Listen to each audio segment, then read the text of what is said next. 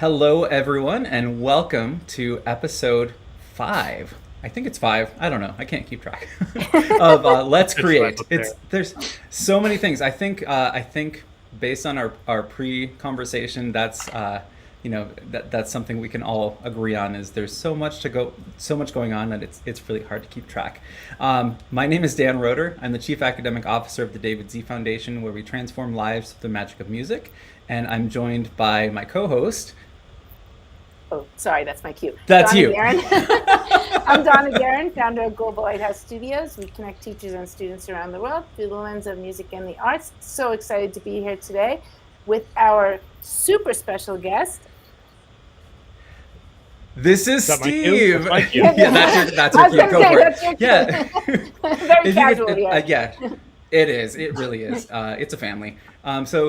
Steve, if you could just introduce yourself. It's so great to see you again after like 2 years. So, Yes.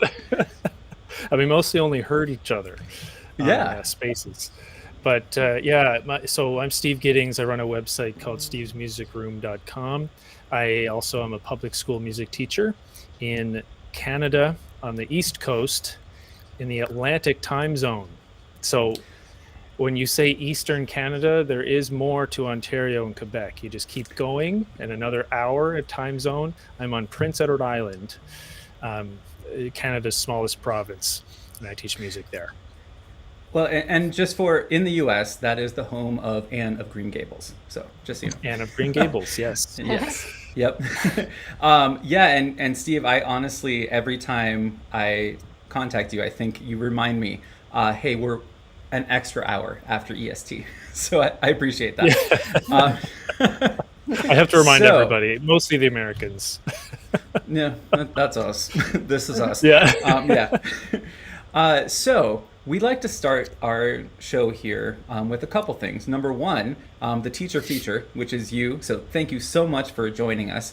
And the preamble to that, and I guess maybe the entry ticket is slideshow roulette. So we have devised a game where we're going to pick a random subject, and all three of us are going to have an opportunity to present a slideshow, 5 slides.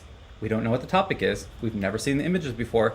They probably have nothing to do with each other, but we have to relate them to the topic, and we have 30 seconds. So that's what this is all about. And this show is called Let's Create. Just for anybody that's just joining us and maybe has never seen this show before, we really want to focus on how we can showcase creativity all over the world, from classrooms to families to communities to wherever. Creativity, I think, is everywhere. So we're going to start getting creative. Donna, I think you volunteered to go first, right? Yes, I'm not sure why, but yes. Yeah, why did you do that? Okay. I don't know. All right. So I am all ready with my screen share that I made for Donna. So goodness. Steve, I need a random subject. Any subject that you think Donna should talk about. Like anything. Well, school and family appropriate. Kittens. Kittens. Oh gosh. Okay, nice. Well played. Okay. Can't go wrong with kittens. Can you Well, maybe? let's see the slideshow first before Let's- we make that decision. See, the funniest thing is the first image. So I hope I'm not sharing it already. Yeah. All right. If you are, it's a mystery because I don't see Okay, it. good, because you don't see it. No. I'm sharing something. So there it was. All right, here it is. So Donna, 30 seconds on my phone. And as soon as you see the slide, the time is starting. Okay. All right. So the subject is kittens. Oh, goodness. And go. So one day, my kitten decided that they wanted to help me cook. And so they reached into the pan, and suddenly, as they were reaching into the pan, they tripped me, and I had a soda in my hand. So the soda went flying in the air. I didn't know what to do next. And so I decided to put on Lilo and Stitch so that I would have something in the background to watch while I was cooking. And then my kitten went, well, I'm out of here, and I'm going to go find my other kitten friends that are in the basement and go hang out with them. And when we were done cooking, we took Time. Sorry. Sorry. No, go ahead and finish your thought. That was so good. I was going to say, when we were done, we took our pie and we went to go visit our relatives that live on a special island. That's how it's amazing. Yeah, that was quite good. All right. Getting better. So Steve, wait, what was the order? Was it? It's your turn. Am I going to be able to see that bigger? My screen is very small. Oh, I don't know if I'm not used to restream. Is that better? No, I have like a mobile screen in front of me here. I'll figure it out. Add it. We'll say I will, add a challenge, like bonus points. I will figure it out. Awesome. All right. Well, so here we go. Donna, what is Steve's topic? Steve's topic is transportation. Transportation. Nice. Okay. I actually have to go like this so I can get to the arrows. All right. So when you see the next image, your time starts, Steve. Just a second. I have to be really authentic with this. So, all right. Here we go. And go. I was transporting to the stars one day above the trees, and then I turned into a seagull named Alexa. But then I fell into the river, and when I was getting out, I was in a movie. And then a word just appeared out of nowhere, and I decided that I'm not sure what that is. All right. I'm going to, full transparency, full disclosure. My daughter, Maria, chose these photos for us. She set me up for like 10 episodes of this, and she just put a whole bunch of random memes in, and I don't know what they are. So, all right. So Donna, I think you made a special slideshow for me, right? I made a special slideshow. Like a secret one we didn't get to last week. Yeah, because I was off location. I was at the library. All right. So Steve, that means I think you get to pick the topic. Oh no. Okay. So the topic is computers. Computers. Nice. Okay, hold on. Okay. Okay, I'm not looking. Is that the first image? Yes. All right. So, you know how there's keyboards attached to computers and they get so confusing? Well, let me tell you about that. And I'm guessing that you want to go on an island with penguins so that you can find out exactly how weird the world can be. So let me take you on that journey. Here we go. And we're going to, on the way, visit some chickens that have fuzzy hair like Muppets.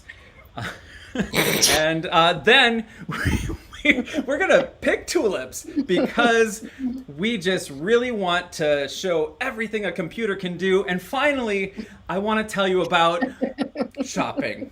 You can shop online with computers. I kid you not. Okay, DoorDash. that's done. That was random. Wow. Yeah. Thanks, Donna. I don't think if we have any viewers left, there's actually we have I don't think we'd pass on. We've got some people in. Oh, we've got Brent. Hi, Brent is also in Canada. There you go. Hey, Brent. It's frozen. Oh no! Is it cold in Canada right now? It's August, right? It's warm. Is it still August in Canada? It's still kidding. August. Okay. But school is starting earlier and earlier here in the U.S. When do you guys usually start school? It's usually next week. So actually we start, and most of the country starts around that time. Okay. Yeah, it may Awesome. be like a week later or a week earlier, but for us, it's next Yeah. week. About the same time. Yeah. Back Yeah, in my day, we used to start after Labor Day in the U.S., and that doesn't happen after anymore Labor for Day, most pretty much. Yeah. districts. Yeah. Well, in New Yeah. York, it still does. They still start after Labor Day in New York, but Go they're New York. yes. Is anyone here from New York? Because we would love to just give you guys a shout out. All right, so now let's I guess we can go into serious mode. Steve, it's so good to see you again, and You too. we at the very dawn of at the time Twitter Spaces, we did a show on Muse Ed Chat, and it was so cool to be connecting with people around the world about the very specific problems that we might see. Well, maybe not problems, challenges, or whatever that we might see in a music classroom.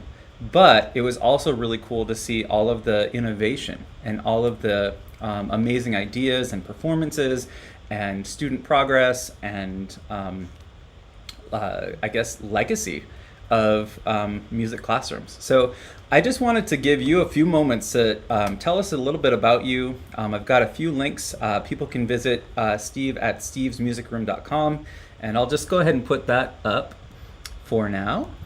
And so Steve, yeah, just tell us a little bit about yourself. And oh my gosh, Donna, I'm sorry, I'm covering your face. I don't know how to fix that. All There we good. go. I'll Fine. try. Nope. Oh no! Whoa. Whoa! Whoa. You can do it. There you Um, go. so, Wait for it. Okay. oh, Go ahead. there it is. Yeah, go ahead. There we go. I'll figure it So, out. as I mentioned, I run a website called stevesmusicroom.com, but I've written lots of some books and resources for teachers, specifically for popular music education. I wrote my first flagship project, I guess we'll call it, in 2017, called Rock Coach, basically teaching folks how to teach a rock band from the first day to the concert, uh, and all the steps in between that. And since then, I started doing a lot more resources, and I have a book called Creative Musicking, basically just flipping Bloom's taxonomy on its head and starting with the creating part. And then I, right after that, wrote a book for Oxford University Press, and that one is a technology focus, but the same philosophy of flipping Bloom's taxonomy. I have lots of resources that can just be printed and used instantly on Teachers Pay Teachers. Now, a little bit about my musical history, I suppose, is I kind of grew up in two opposite musical worlds. I was learning trombone and baritone pretty much all by note, and drums pretty much all by ear. I did have, a couple lessons from professionals, but most of that was all by ear or just by, watching videos or whatever, or jamming with friends. And since then, and since I started teaching, I've been trying to bridge those gaps between what music looks like in school and what music looks like outside of school, because they are very different, even though they shouldn't be. So that's kind of been my life's work, essentially, is trying to bridge the gap between music in and out of school, and kind of making music making more similar to what it looks like outside of a classroom, where you're jamming together and you're learning by ear and you're doing all those things that we should be doing, but just kind of forgot as time has went on. Yeah, so that's kind of me in a nutshell, and yeah, we'll go from there. Yeah, that's amazing. And I know one thing that we really connected on right away was a very open definition of notation. Yeah. And for me, music is like the simplest definition I can give is organized sound and silence. So there is like this intentional organization to it, and we have sound, we have silence, and it's those two elements that are creating all of these dissonances and consonances and the build and release, everything that we love about music, it's sound and silence. And we can go to extremes like John Cage did back in the 30s with 4 minutes and 33 seconds. And we can just say, hey, I'm going to write a piece called 4 minutes and 33 seconds, and I'm going to have a concert pianist who is highly virtuosic go on stage and do nothing for 4 minutes and 33 seconds. And the music is, this happened, Donna. Music is what the happens music in the room. is what happens in the audience. And people started throwing any vegetable they had. It wasn't just tomatoes, and they were outraged. Same with like Stravinsky and Rite of Spring. Like music has this, I guess, like kind of expanding and contracting pattern to it all over, and that's even in music as what we call new music or music nova or whatever new music is really still music. It's just something that is it's organized sound and silence. That's my definition. Like that's but with notation, and this is where I'd love to just kind of hear more about your philosophy. Notation is really just a possibility for music, but the music happens in the moment. So I'd love to hear more of your thoughts on notation, because I know you have a lot. Yeah, so notation for me, we always seem to think of, if folks say, oh, traditional notation or standardized notation or standard notation or those terms, we always think, well, most folks think of staff notation. That's the first thing they go to, typically. But I start to ask, okay, when you say traditional notation, what tradition do you mean? Or if you say standard notation, which standard do you mean? So, for example, if you are in Nashville and you're in a country band and you're playing in a studio, the standard is going to be Nashville numbers. For example, if you are, in a rock band playing guitar, the traditional notation for a guitar player in a rock band or folk musician is going to be tabs or lyric sheets or something like that. So when I'm thinking about notation, it's quite an expanded repertoire, and I try to stay away from the term standard and traditional, because there are so many different types of standard and traditional notations in use today that we kind of forget about, and we kind of don't think of as notation. When we think about scores, anything can be a score as long as it's depicted and it happens the same way. So if you look at a digital audio workstation and you have all the sound waves, that's a score. But also a recording is a score. So if a rock musician is learning by ear, which they typically do more of than not, they will listen to the recording or the score. They're not going to look up the notation that's written down. They're going to be listening to the score. And in a way, that's the notation, because, you forget what it is. Okay, well, let's refer to the score or the audio recording so that we can figure it out. And, there's time unit box system, which is usually called tubs, which drum machines use, or MIDI grids are using in a piano roll notation. So there's so many different forms of notation, and it's just, we need to know which one to use in a particular situation. I know some types of notation have kind of gotten a bad rap over the years. For example, tab, a lot of folks think, oh, it's not really reading, but that's not its purpose. It has a different purpose than staff notation. Staff notation, you can read it without knowing how the song goes. Tab, you have to kind of have the recording or kind of know how it goes already. Right. And for some reason, when I say to people that, tab dates back to the Middle Ages with lute, for some reason, they seem to think, well, okay, that must mean it's real then,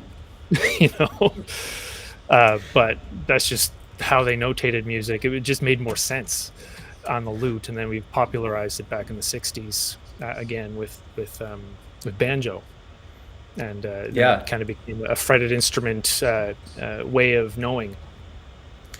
Right. Well, and it's so interesting to really connect that to the why. Like, why did we start writing music down? And a lot of it is for the purpose of connection, which I think Yep. that is music. Music is connection between a lot of different systems in our bodies. I mean, physiologically, our hearts can change, our brains can change. We can really be affected deeply by music. And this is something that, since the dawn of writing and being able to even just put down some ideas on papyrus, Yeah. it's always been, hey, I want to share this with you, and Yeah. I want to do this together. And a lot And of when you times, and when you think yeah, about it, like when you didn't have a recording device in the 1800s, what was your go-to? You want to communicate this to someone else, you write it down in a standard way that right, people understand, right? So it becomes standardized because of necessity, because they wanted to be able to communicate these great musical ideas to other people. But nowadays, notation has so many ways of knowing that you can communicate a piece of music without just staff notation. You can do it in so many different ways, and especially with the recording, like here's how it goes. Okay, well, let's listen to the recording. Yeah, now we know how it right, goes. We don't have to read it, right? exactly. So it's just so many, and you're right. It's about connection. It's about communicating that idea to another person. Yeah. And back at University of Iowa, I took a class on medieval notation, which is really, that's where kind of I got a lot of these ideas originally about how much variance there can be even in standardized notation. Because you're looking at the Gregorian chant, the Byzantine chant, all these different combinations of oral tradition and written music, especially starting with the church, and that's where a lot of people, because they had access to the resources, they would write things down in churches and in monasteries, and so just looking at that notation and how much variance there can be even within a 10-year period. I think we started from what you were just talking about. Like, it's just a way to share. It's a way to write things down, and whether you have the recording or not, like the recording back in the day was just somebody singing something to you. You have to hear it, and then you have to remember it, and then you have to share it. So that's oral tradition just has that way of the big game of telephone. Like, Yes. music changes over time. And if you wanted to And stay the so same, you write it down in a way that everyone understands. So now it's going to be the same every exactly. time. Yeah. Yeah. Well, and that's a whole spectrum. And Donna, I want to bring you to this conversation too, but we're nerding out for a second. Sorry. Oh, I'm good. Yeah, I'm just but listening. So yeah. So uh, the whole balance of what you see on the page and what is actually performed. That being the music of the Yeah. Like moment. notation Um, can only tell you so much, right? Is kind of what you're getting exactly. at. Yeah. Well, Um, and people got to the point of just writing too much down, and like even yes. before we get all of this really kind of some people think it's bizarre, but just like very um, dense and complex 20th century notation. We had what was called Augenmusik, like things that just look really challenging to the eye, but it's actually it's pretty simple. Yep. Um, so there's this dichotomy between just sharing something and then the kind of high art and almost exclusive. Like, you don't know how to read music. you know there is that sense sometimes, and that's and this is where Donna, I think you can really kind of chime in here too, is like we see this happen in classrooms where you have like the band kids and the choir kids and the whatever other ensembles, and then there's almost this expectation of like we have to do this one thing in one certain way. So what I'd love to hear from both of you is how can we approach music from maybe a different perspective, and looking at how can we include everybody in this conversation, in music as it originally was. Yeah, and I think it has, a lot to do with just kind of bringing it back to the roots of playing music, because music is a communal art, right? You make music together. You can make it by yourself, and there's lots of value to that, but music you can make together. It's an art that you can do in a group with like-minded individuals, and I think that's really powerful. But it not necessarily, and actually music is made more often than not by ear, or by rote. If you think about all the genres outside of European classical and band, really every other genre focuses on ear, or has a very large ear component to it.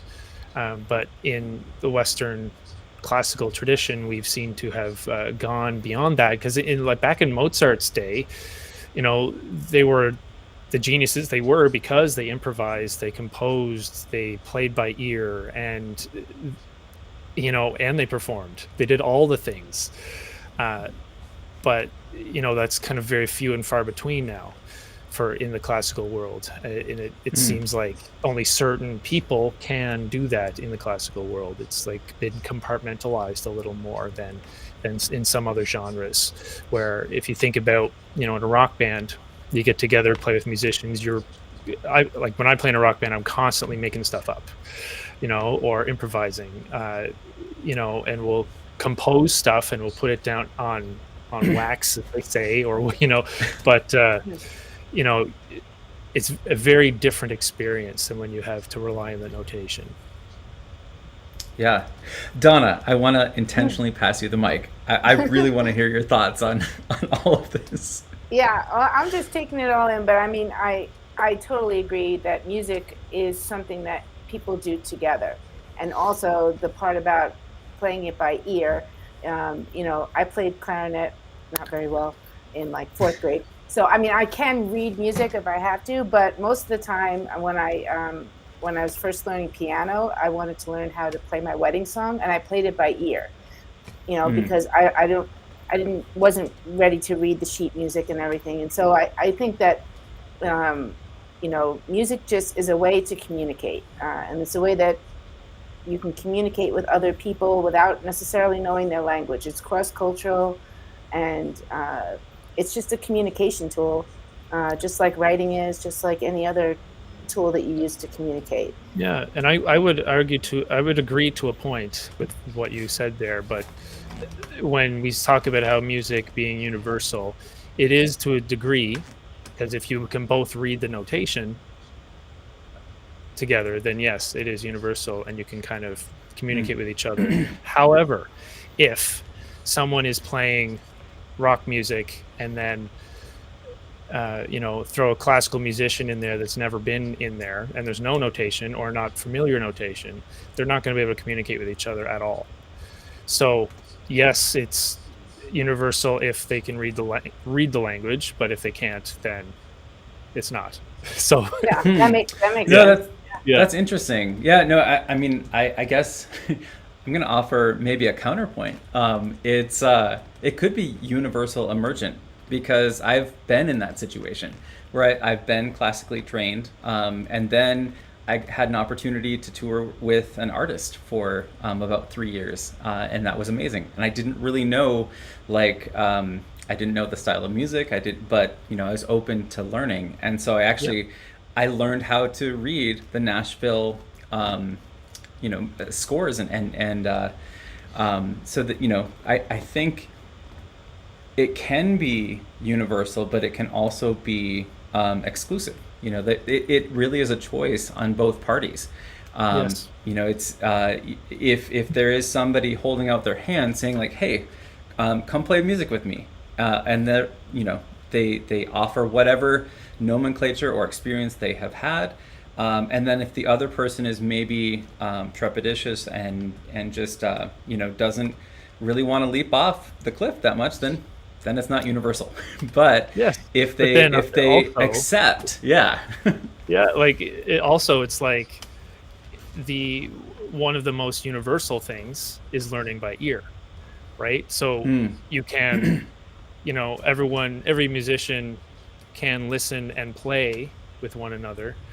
There's a learning curve for sure, depending on the genre, because it could be completely different genres that they're just maybe not heard before, but they can listen to it and try and mimic, right? Mhm. Even if there's no notation involved. So yeah, there's a lot of angles we can come at this from. Yeah. Oh my goodness. Well, I think that kind of lands us at. I just started thinking about what is creativity, and that's this whole show is let's create. And Steve, I want to be respectful of your time. I told you it's a 15-minute commitment, and we've been here for 32 minutes. It's So okay. just Go on. all right, yeah. But creativity is starting with that imitation, and that's where as music is shared, that's how it changes. That's how this game of telephone is played. It's through imitation, because you have something that you're starting with, an idea, a concept of a schema, whatever you call it, and then you put your own take on it, and then you go from that imitation period into emulation. And I've always been curious about, like, what is that difference between imitation and emulation? That's where you start considering the place the music is made is the emulation, and you start taking in all of the other elements that inspired the music, and then finally you're able to move to that next stage, which is creativity. And that's where you have this confidence to take what you've learned and the systems that you've learned in, and you can maybe innovate, maybe you can further those systems, but regardless, you're creating something new because nobody has ever experienced music the way you have. Yeah, and it's interesting because the Bloom's taxonomy, if you're familiar with Bloom's taxonomy, it's always Oh, I have an starting image with, I'll share. Yeah. yeah, you start with remembering, and then you move up through these stages until you finally get to the pinnacle of education, which is create. Mm-hmm. But a lot of my career has been focused on flipping that upside down and beginning with the create part, right? So Oh my create gosh. something, here's some things, create, now learn, right? And remember is on the top, so you go through all of those learning processes by creating something first. Let me give an example of something I've did in my classroom, where we would have, it'd be grade 2, 3, let's say grade 3, and they're in a circle with Orff percussion instruments and other rhythm instruments, and we're just coming up with ideas. Okay, 4-beat patterns. They play some ideas, and then we just, okay, great. Let's write down these ideas that you just came up with, that you created, and now we're learning how are we going to write this down so that we can remember it. Okay, how are we going to portray this to somebody else and share it? Then how are we going to arrange all of these little ideas into a bigger piece of music? And then how do we write that down? So they're learning all of these skills and remembering stuff, and they're more invested in it because it's something they've created. And then they're learning about form, and they're learning about notation, they're learning about pitch, they're learning about rhythm, and they're learning it, but all these musical concepts just by creating it first. I mean, obviously I've given them a little bit of more guidance than, just say here and create, but the concept still applies, because I think there is some merit to that. If the kid already has some skills, and say, okay, create something, but if they don't have the skills, then obviously I'll need to avoid the chaos a little bit and mitigate. But Yeah. the concept still applies. I love that. So I want to share something that you shared. So this is the from your website, right? stevesmusicroom.com. And this is the standardized notation poster. I love it. I'm going to see if I can get closer on it. We're on like the cell phone version of this just so that we can be on Instagram. But, yes. we'll figure it all out. But let me see. It says I can maximize it. Oh, that didn't work. But let's see. Oh boy. So if you just check out stevesmusicroom.com, and it's in his products. This is because kind of what we were talking about there. Yeah, I can kind of just step back Expound a minute, but this is a standard and traditional music notation poster. Okay, kind of like what we were talking about a bit earlier there, and it gives a little quick overview of, the most popular ones in North America. So European staff, Nashville numbers, tablature, time unit box system or tubs, and the flow diagram. Some of these you may not have heard of, but they are in common use among musical worlds. And then at the bottom, there's pictures of other types that, are also common, but don't have as big of a, mass appeal. But or just things that you don't really think about being notation, right? At the bottom there. So there's chord diagram, which everyone uses, but you don't think about it as notation, but it is, and it's still reading music. And then chromatic color system, right? The Boomwhacker colors, it has its own system. Piano roll, MIDI grid notation, audio wave forms, right? You just think about audio waves, that's notation. It's a way to depict the sound. And lyric and chord charts. We don't think of that as reading music either, but it is, because you're interpreting a score essentially. So that's something you can buy on my website actually, and there's 2 different sizes, and shipping is free on that is item. Awesome. But, it's pretty cool. I'm getting some for my own classroom. I printed off a bunch, and I'm putting some in my classroom. That's phenomenal. I was just going to say, Donna, you and I know a thing or two about boomwhackers, right? We just did.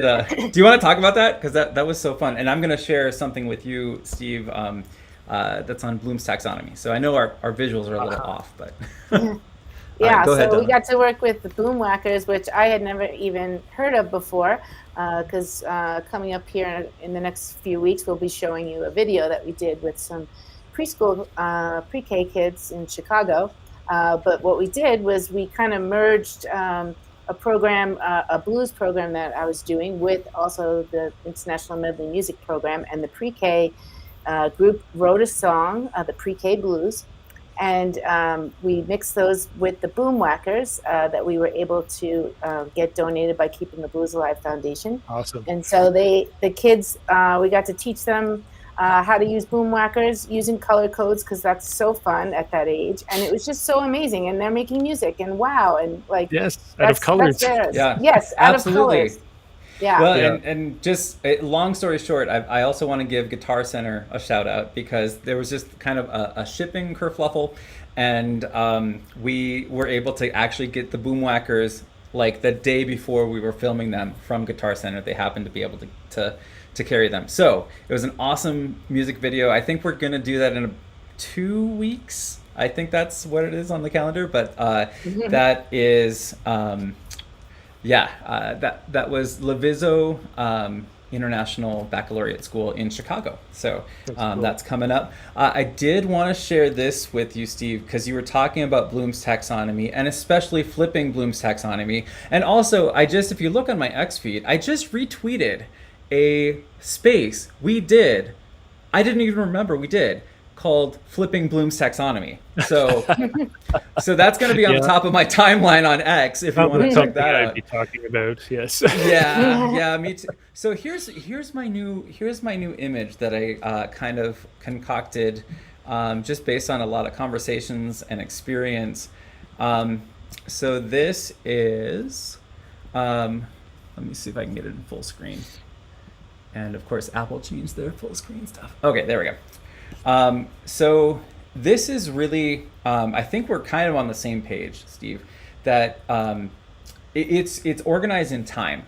So if we're matching Bloom's taxonomy with Maslow's hierarchy of needs, if and we're looking at the classroom or maybe a community or a family, however we're looking at our the way we relate to each other, and have relationship with each other.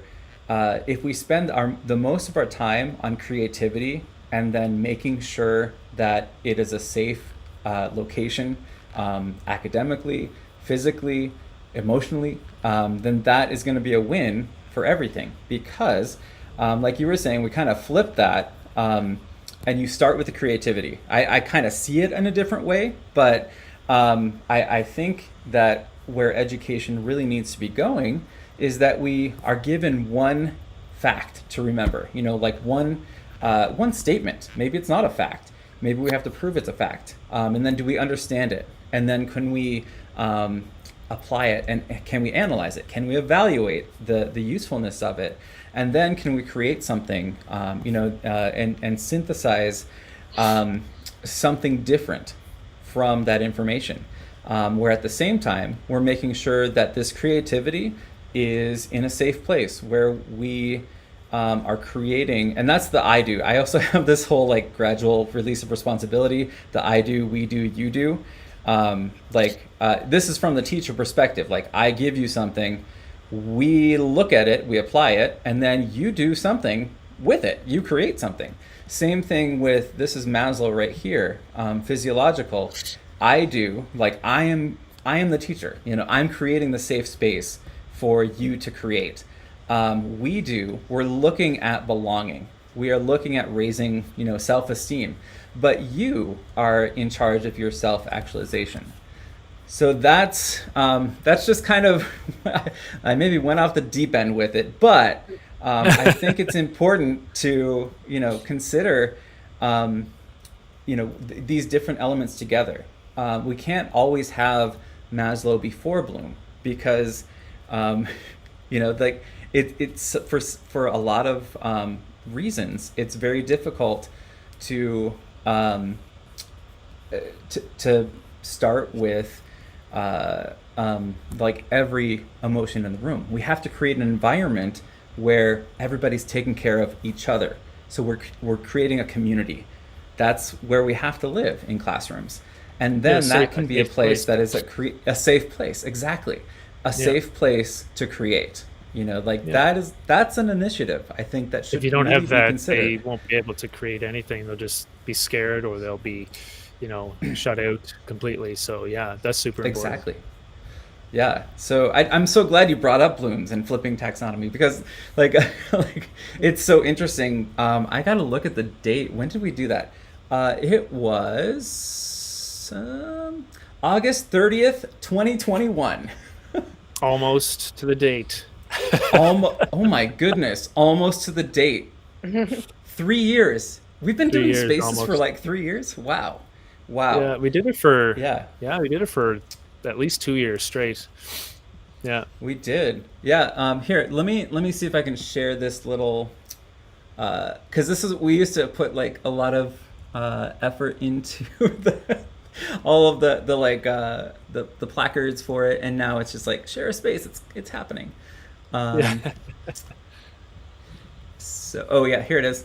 So this is us back in the day, 2021.